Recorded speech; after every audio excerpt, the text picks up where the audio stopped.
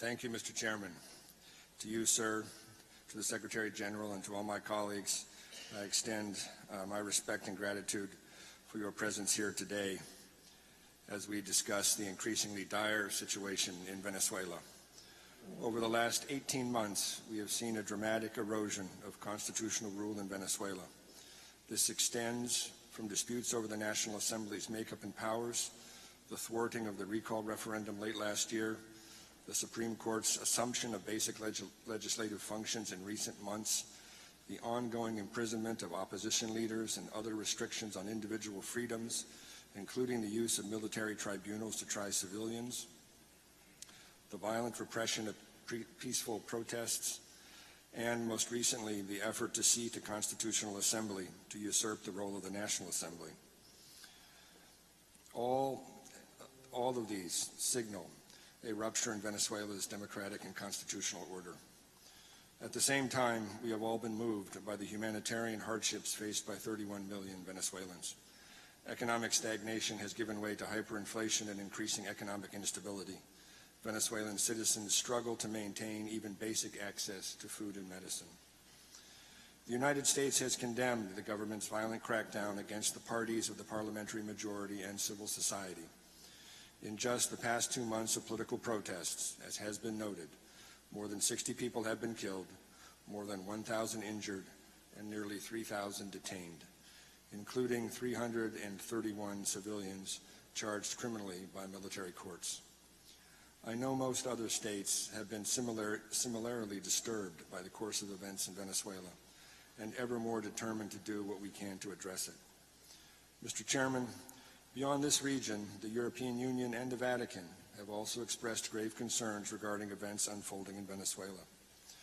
We also have seen a growing willingness among Venezuela's neighbors to assist in finding a peaceful, democratic, and comprehensive solution to the problems facing the Venezuelan people.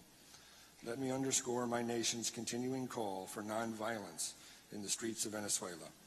The rights of peaceful assembly and peaceful protest ought to be protected and not repressed. The unfortunate decision by the government of Venezuela to initiate the nation's withdrawal from this organization will do nothing to resolve the country's woes. Withdrawal will only deprive Venezuelans of the tools and institutions they need just when they need them most. Mr. Chairman, instead of abandoning our hemispheric community of democratic nations and further isolating itself from the international community, we urge the Venezuelan government to fulfill the commitments it freely made last fall during its participation in the Vatican-backed dialogue process, namely to promote free elections, respect the independence of the National Assembly, respect the freedoms of all of Venezuela's political prisoners, and meet the humanitarian needs of the Venezuelan people. The Organization of American States can partner with other actors in the international community on a renewed effort to identify an agreed path out of the polarization and violence we see to Venezuela toward a better future. The United States supports the proposal contained in the draft declarations calling for the establishment of a contact group to guide the next stage of our diplomatic efforts. We believe there is an international role in the rebuilding of trust among the main political actors in Venezuela, as well as the reduction of tensions among citizens and their institutions. Any new effort must begin with concrete, confidence-building steps of the kind laid out in our declarations today. Many of these are no more than fulfillment of existing constitutional obligations the government has bypassed or ignored. Our goal is to return to the full respect for the rule of law, the full respect for freedoms of political expression and participation. Mr. Chairman, the collective commitment to promote and consolidate democracy that we, the nations of the Americas, have enshrined in core OAS instruments remains a model for other regions in the world.